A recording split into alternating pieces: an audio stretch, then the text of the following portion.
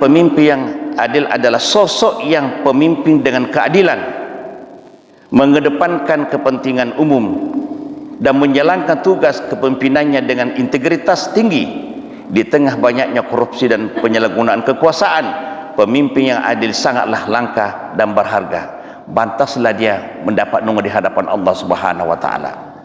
Tapi ketika tidak memimpin, kesebaliknya, ketika ada seorang pemimpin tidak menjalankan tugas dengan penuh integritas tinggi, maka justru dia akan dilihat duluan terjerumus masuk neraka.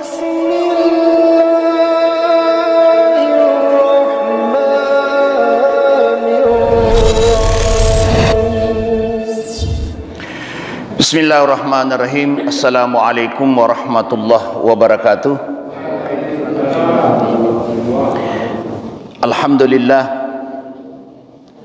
Alhamdulillahi rabbil alamin, wassalatu wassalamu ala asrafil anbiya wal mursalin, sayyidina wa maulana Muhammadin wa ala alihi wa ashabihi wa man wala, amma ba'd.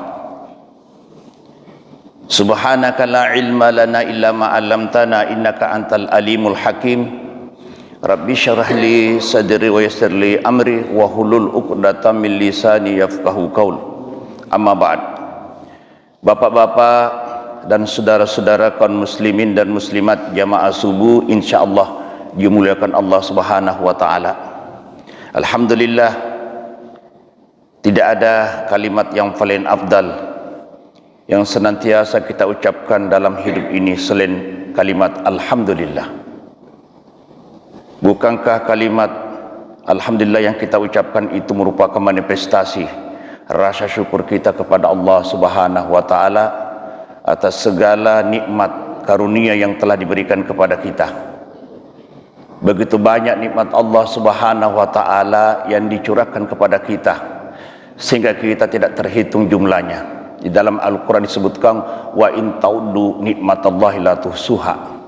Sekiranya kalian menghitung-hitung nikmat Allah Subhanahu wa taala, tidak akan sanggup menghitungnya. Nikmat Allah Subhanahu wa taala tidak pernah berhenti sedikit pun. Bapak dan saudara-saudara, kalau kita kembali menimbang-nimbang mana lebih banyak ibadah kita kepada Allah daripada nikmat Allah kepada kita, kira-kira Pak, mana lebih banyak nikmat Allah yang telah kita terima daripada ibadah kita kepada Allah? Nah,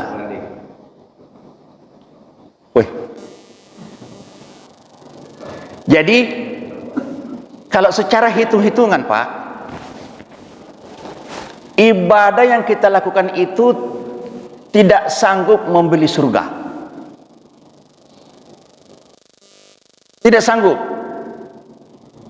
Dan memang bukan ibadah kita membuat kita masuk surga, bukan. Jadi saya ulangi lagi, seandainya orang yang menyebabkan masuk surga karena amalnya, tidak akan pernah ada orang masuk surga. Kenapa? Karena kalau kita lihat, kalau kita banding-bandingkan, kalau kita nimbang-nimbang, lebih banyak nikmat Allah Subhanahu wa taala yang kita terima dibandingkan ibadah kita kepada Allah. Coba kita lihat Pak, Allah memberikan 24 jam waktu. 24 jam itu disuruh kita salat 5 kali sehari semalam. Katakan misalnya kalau 5 menit satu salat, sementara kita salat 5 kali sehari semalam, berarti 20 menit. 24 jam dikurangi 20 menit, masih banyak sisanya Bapak dan saudara-saudara. Tuh. Dan Allah Subhanahu wa taala menyuruh menyembahnya tidak pernah terganggu waktu kita beraktivitas. Coba kita lihat. Perintah salat. Salat disuruh kita salat subuh di mana manusia belum ada beraktivitas. Bahkan siapa orang salat subuh tidak pernah terlambat ke kantor. Tuh.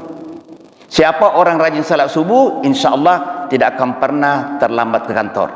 Dan itu memberikan semacam keberkahan dalam hidup. Jadi ketika kita melakukan salat waktu subuh, tidak terganggu aktivitas kita. Bahkan saya katakan tadi, bisa dia disiplin untuk datang tepat waktu kantor. Nah kemudian setelah kita diperintahkan salat duhur. Memang waktu duhur itu semuanya orang pada istirahat. Dari jam 7 kita bekerja sampai jam 12, memang kondisi badan kita sudah capek, sudah letih, lesuh, letoi. Sudah sewajarnya kita istirahat. Di situ diperintahkan salat duhur. Setelah jam 1 kembali ke kantor masing-masing. Kekuatan fisik kita tidak sama dari pagi sampai siang. Tentu lebih cepat capek kalau dari siang sampai sore. Maka pada jam asar itu kita istirahat, disuruh salat asar. Kemudian salat maghrib, memang kita sudah sewajarnya kita di rumah masing-masing. Kita sudah mandi, kita sudah berpakaian, disuruh salat maghrib. Tuh, ada orang yang kerja aktif maghrib? Tidak ada, saya kira. Kalau masih ada orang yang maghrib kerja juga cari duit, sudah kelewatan. Di situ kita disuruh salat maghrib. Nah, salat maghrib didekatkan salat isya didekatkan dengan salat maghrib. Kenapa didekatkan? Supaya cepat kita istirahat sampai tidur. Tuh, cobalah kita misalnya salat isya jam 10 malam atau jam 11, kan merepotkan. Allah Maha tahu hamba-Ku sehari cari duit, maka waktu isya didekatkan salat maghrib supaya hamba-Ku itu cepat istirahat salat, bisa salat tahajud tengah malam. Jadi Allah menyuruh kita menyembahnya sama sekali tidak terganggu aktivitas kita. Tapi masih banyak orang lalai, Bapak dan saudara-saudara. Jadi kurang lagi, kalau hanya gara-gara amal yang kita andalkan bisa masuk surga, tidak satu pun orang bisa masuk surga. Kenapa? Karena lebih banyak nikmat Allah kita terima dibandingkan ibadah kita kepadanya. Itu pun kalau beribadah, Pak, entah apa diingat kalau dia salat. Apalagi salat cepat-cepat. Jadi Bapak dan saudara-saudara, ini salat bukan untuk Allah, untuk kita. Untuk kita. Jadi semua amal ibadah kita yang kita lakukan sama sekali Allah tidak butuh, walaupun sedunia tidak akan pernah ada orang menyembahnya, tetap Tuhan dia. Walaupun sedunia orang banyak menyembah, tidak bertambah ketuhanannya, tetap Tuhan dia. Dia tidak butuh Allah sama kita, tapi kita butuh kepada Allah.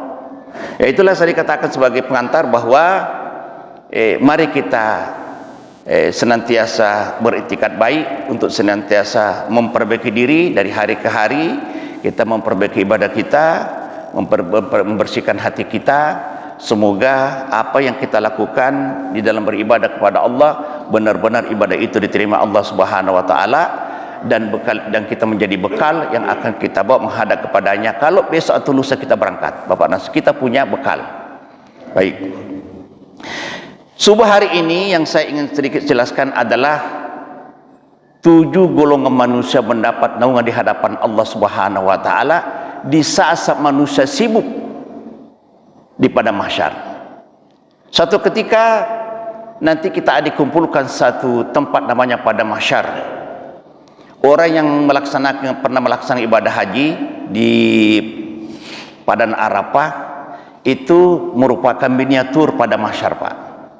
Tuh, siapa yang pernah melaksanakan ibadah haji ketika berada di Padang Arafah, itulah miniatur pada mahsyar. Coba kita lihat. Kita datang berkumpul satu tempat dengan pakaian yang sama, tidak kelihatan mana presidennya, mana camatnya, mana gubernur, mana berpangkat jenderal segala macam. Tidak ada kelihatan, Pak. Semuanya hamba Allah menghadap kepada Allah yang sama, dengan ucapan yang sama, dan berpakaian yang sama. Tahu tak itu pakaian haram, Pak? Itu pakaian kapan? Macam itulah nanti di akhirat kita masing-masing bangkrut dari kubur dengan menggunakan kain kapan. Bapak dan saudara-saudara, ketika ada orang meninggal di sana, itulah kain kapannya itulah dibungkuskan kain ihramnya menjadi kain kapan. Bapak dan saudara. Jadi orang yang pernah ke Mekah sebenarnya sudah ada bayang-bayang akhirat. Nah, di situ nanti manusia berkumpul di padang mahsyar, mulai Adam sampai Muhammad berkumpul bareng-bareng. Bayangin aja, dari Nabi Adam sampai Muhammad berkumpul bareng-bareng satu tempat. Matahari didekatkan di atas kepala kita dan tanah diganti dengan tema, sehingga sangat boleh jadi ada orang keringatnya sampai di mata kaki, ada orang sampai di lutut, ada keringatnya sampai di pusat, sampai di leher, bahkan ada merenang di atas. Saking banyaknya manusia. Ketika itulah manusia belum masuk neraka sudah tersiksa. Apa? Ada sebagian umat, bagaimana kalau kita menghadap kepada Adam untuk disuruh menghadap Allah? Ya Allah, tidak usah diperiksa, tentukan aja ya Allah mana neraka, masuk neraka, surga. Tidak tahap, belum masuk neraka menunggu giliran diperiksa, langsung sudah telap lagi menahan panasnya matahari. Bayangkan Pak, belum masuk neraka baru menunggu giliran untuk diperiksa, satu-satu maju Pak, satu-satu. Bayangkan aja, satu gubuk satu provinsi di absen di lapang Garuda, berapa hari kira-kira itu Pak baru selesai? Baru satu provinsi Pak diperiksa satu-satu. Datang gubernur ke Batanghari di lapang Garuda, si A maju ke depan. Lah berapa jumlahnya masyarakat Jambi ini Pak seprovinsi? Kan banyak tidak? Kalau di absen satu-satu berapa lama? Ini sejak ada Nabi Muhammad berkumpul sekok-sekok masuk diperiksa, menghadap kepada Qadir Abun Jalil, mempertahankan segala amal perbuatannya. Lah belum masuk neraka sudah tersiksa. Bayangin aja, matahari di atas kepala kita, tanah dengan tema, saking panasnya orang pada berkeringat, ada yang berenang, sementara ada 7 golongan. Di saat orang sibuk merintih kesakitan karena panas matahari, sementara ada 7 golongan manusia mendapat naungan di hadapan Allah. Tidak ada dong kecuali Allah Subhanahu wa taala. Inilah yang kita akan lihat siapa dia, siapa orang-orang itu mendapat naungan di hadapan Allah, sementara yang lain tersiksa merintih kesakitan karena begitu teriknya matahari. Haddatsana Musaddad haddatsana Yahya an Ubaidillah qala haddatsani Hubayb ibnu Abdurrahman an Habdi ibni Asimi an Abi Hurairah radhiyallahu an Nabi sallallahu alaihi wasallam sab'atu yudhilluhullahu ta'ala fi dhillihi yauma la dhilla illa dhilluhu. Pertama, imamun adil. Yang kedua, wasyabun nasya fi ibadatillah. Yang ketiga, warujulun qalbuhu mu'allaqun fil masjid. Yang ketiga, yang keempat, warajulani tahabbaba fillahi jatama alaihi wa tafarraqa alaihi. Yang kelima, warujulun da'atuhu mar'atu zata mansabin wa jamalin wa qala inni akhafullah. Yang keenam, warajulun tasaddaqa bi sadaqati fa hatta la talismu ma tunfiqu yaminuhu. Yang keenam, yang ketujuh, warajulun zakarallah hal yang papadat ainahu. Jadi ada 7 golongan mendapat naungan di hadapan Allah, sementara manusia yang lain merintih kesakitan karena terik matahari yang sangat panas. Pertama adalah imamun adil.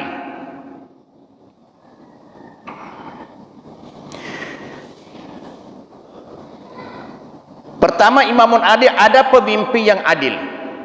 Pemimpin yang adil adalah yang memimpin dengan keadilannya, mengedepankan kepentingan umum dan menjalankan tugas kepemimpinannya dengan integritas tinggi di tengah banyaknya korupsi dan penyalahgunaan kekuasaan. Pemimpin yang adil sangatlah langka dan berharga. Coba kita lihat hal ini. Pemimpin itu adalah ketika Umar bin Khattab menjadi khalifah, saking adilnya kepemimpinannya, tikus dengan kucing bersahabat. Bayangkan Pak, bayangkan kita lihat dalam kehidupan sehari-hari, kalau ketemu tikus dengan kucing, apa yang terjadi? Tentu tikus menjadi mangsa. Tapi pada saat begitu adilnya pemerintahan Umar bin Khattab, kucing dengan tikus bersahabat. Bapak dan saudara-saudara, apa kata Umar ketika menjadi khalifah? Kalau persoalan makan, biar kami belakangan, kamu dulu makan kenyang. Kalau masalah lapar, biar kami belakangan. Kalau masalah kenyang, kau duluan kenyang daripada saya. Kalau lapar, kami duluan, kamu belakangan. Dia mengedepankan kepentingan umum daripada kepentingan diri dan keluarganya, Bapak dan saudara-saudara, dan memang mengayungi rakyatnya. Pemimpin yang memperhatikan rakyatnya. Satu ketika Umar bin Khattab kalau tengah malam itu pergi, dia pergi dari rumah ke rumah, dia menemui seorang ibu, anaknya sedang menangis senang-senangnya. Begitu ditanya, kenapa anaknya menangis? Ya ibu, katanya, anak kami lapar. Ya di masa itu batu. Saya bilang, tunggu dulu nak, belum masak. Akhirnya tidur. Di mana kata yang Umar bin Khattab itu tidak memperhatikan rakyatnya, ininya Pak, rakyat kelaparan. Ketika itu Umar balik, dia sendiri akan memikul gandum, diberikan yang ibu yang sedang menangis anaknya tadi. Dari hari ke hari, malam-malam pergi. Kalau malam-malam tuh ditengok Bapak dan saudara-saudara, bagaimana betul-betul pemimpin itu mengayomi rakyatnya. Dia menjadi payung, menjadi tumpuan harapan rakyatnya kepada seorang pemimpin. Oleh karena itu, imamun adil dibutuhkan. Kalau kita kembali pada sekarang, ya kita lihat bagaimana pemimpin kita. Jadi pemimpin yang adil adalah sosok yang pemimpin dengan keadilan, mengedepankan kepentingan umum dan menjalankan tugas kepemimpinannya dengan integritas tinggi di tengah banyaknya korupsi dan penyalahgunaan kekuasaan.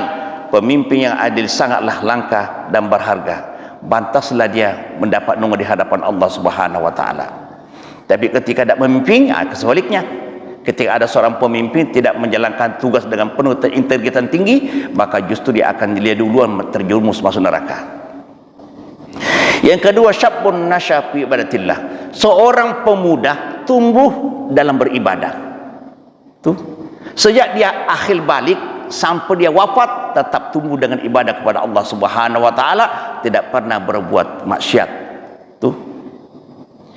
Terdapat seorang pemuda yang menyibukkan dirinya dengan ibadah kepadanya. Pemuda menghabiskan waktunya untuk beribadah kepada Allah, memperkuat ikatan spiritualnya dan mengabdikan diri dalam mengamalkan ajaran agama. Kesungguhan dan ketekunan pemuda ini dalam beribadah membuktikan ketulusan imannya. Jadi seorang pemuda mulai dia akhir balik sampai wafat tetap tumbuh dalam beribadah kepada Allah Subhanahu wa taala. Itulah orang yang nanti akan mendapatkan nunggah di hadapan Allah Subhanahu wa taala. Yang ketiga, warajulun qalbu mu'allaqun masjid. Seorang pemuda tidak senang kalau bukan masjid salat. Tergantung, pokoknya dia tidak senang, tidak nikmat kalau bukan di masjid salat. Warajul mu'allaq qalbu, hatinya mu'allaq, tergantung, terpaut hatinya ke masjid. Dia tidak mau salat ke masjid karena tidak ada ketenangan yang dapatkan secara sempurna ketika dia selain daripada masjid. Ada seorang laki-laki yang hatinya terpaut dengan masjid. Laki-laki ini memiliki hubungan yang kuat dengan masjid sebagai tempat ibadah dan tempat untuk mendekatkan diri kepada Allah Subhanahu wa taala. Dia hadir di masjid tidak hanya untuk salat, tetapi juga untuk mengikuti kegiatan keagamaan dan meningkatkan pemahamannya agama. Jadi kita sahabat-sahabat dengan kita datang masjid ini bukan saja untuk melaksanakan salat subuh jemaah, tapi mengikuti pengajian. Mengikuti pengajian. Kenapa pentingnya ilmu dalam Bapak dan saudara-saudara? Karena kita masih banyak hal-hal yang belum kita tahu. Masih banyak hal-hal sepele sifatnya, tapi kita abaikan karena kita tidak tahu. Pada itu sangat berbahaya Bapak dan saudara-saudara. Jadi kita bukan saja kita datang untuk beribadah, tapi dia juga mengikuti kajian-kajian Islam dalam rangka untuk menyempurnakan daripada pemahaman tentang pelaksanaan ibadah kepada Allah Subhanahu wa taala. Dia tidak senang kalau bukan di masjid. Barangkali ada di antara kita ini, di antara jamaah, dia tidak senang kalau bukan di masjid. Nah, kalau sudah terpaut hati ke masjid, maka itu satu keberuntungan Bapak dan saudara-saudara. Kemudian yang selanjutnya, warajulani tahabba fillahi jatama alaihi wa tafarraqa alaihi. Seorang pemuda saling bersahabat karena Allah. Bersahabat karena Allah, berpisah karena Allah. Bapak dan saudara-saudara.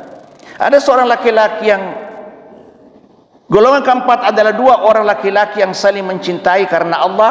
Mereka memiliki ikatan persaudaraan yang kuat.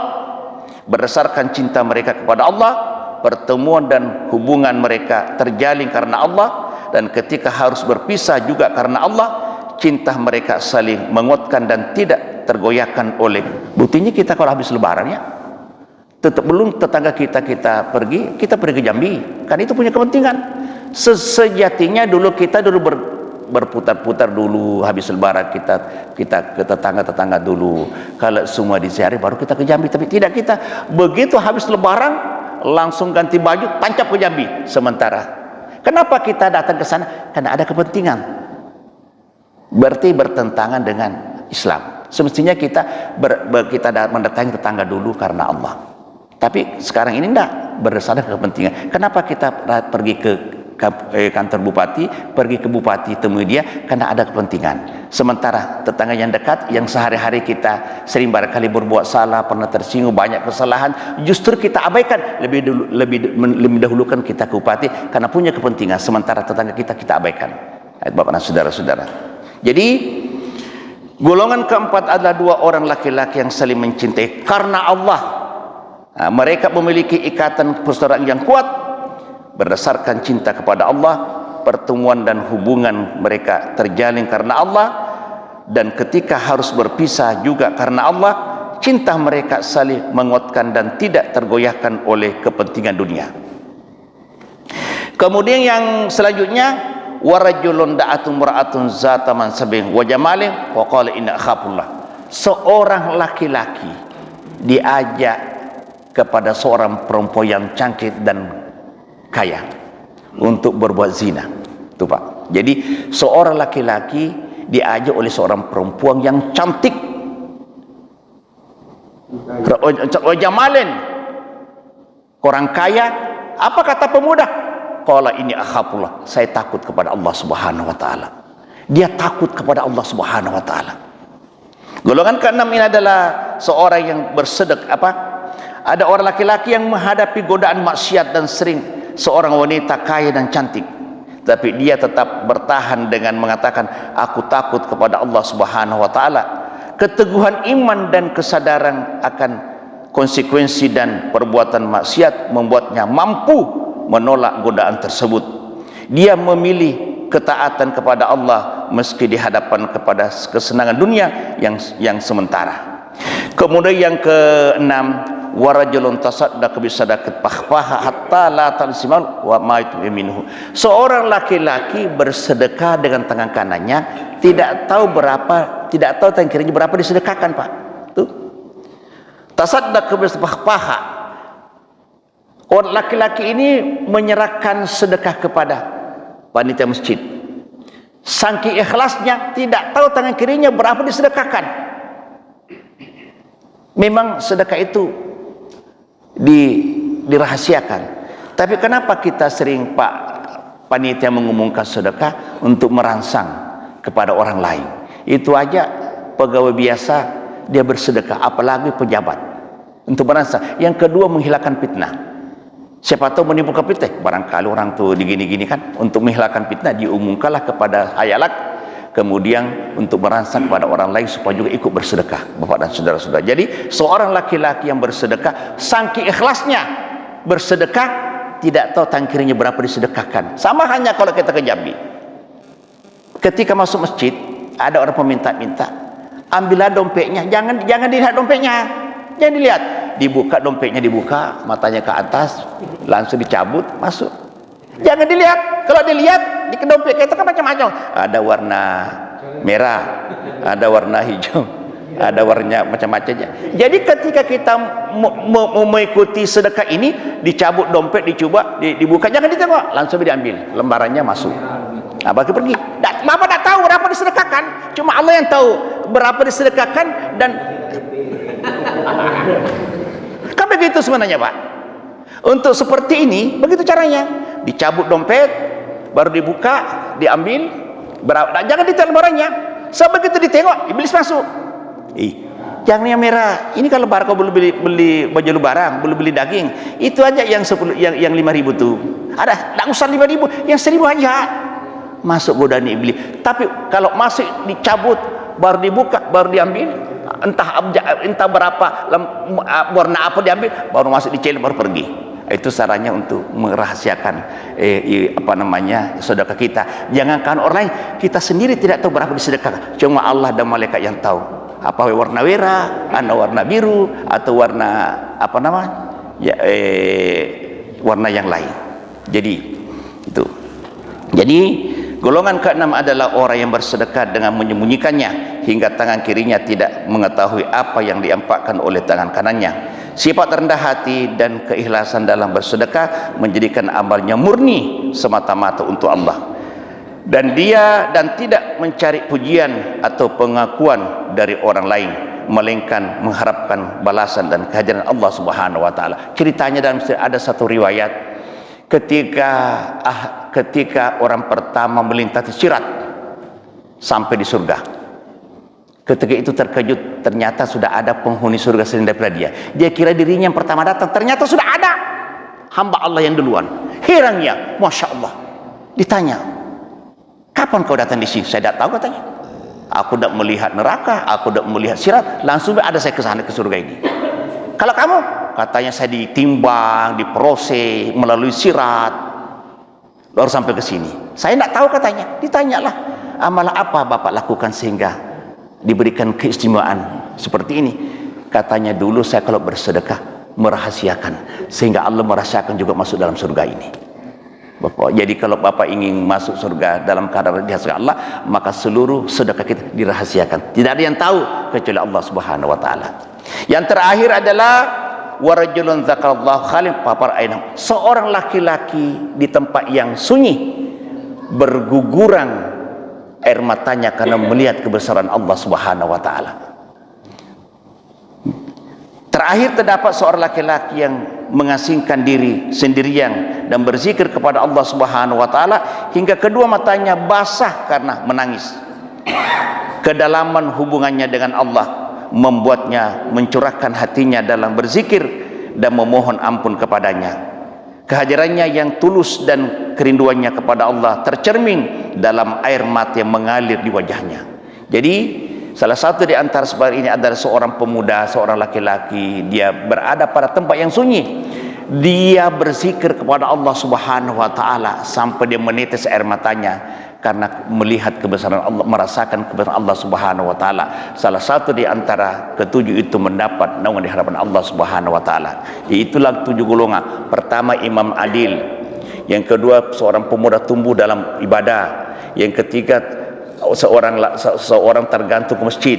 Kemudian yang keempat adalah seorang bersahabat karena Allah, berpisah karena Allah. Yang kelima adalah seorang laki-laki diajak oleh perempuan yang cantik, dia tidak melakukan perbuatan maksiat karena takut pada Allah. Yang keenam adalah orang yang bersedekah saking ikhlasnya, tidak tahu tangan kanannya berapa disedekahkan. Yang terakhir adalah orang yang berzikir di tempat yang sunyi karena merasakan kebesaran Allah akan mencucurkan air mata. Itulah di antara 7 golongan mendapat naungan di hadapan Allah, sementara yang lain merintih kesakitan Bapak saudara-saudara. Itulah barangkali yang dapat sampai kepada pagi hari ini. InsyaAllah masih ada lagi subuh berikutnya.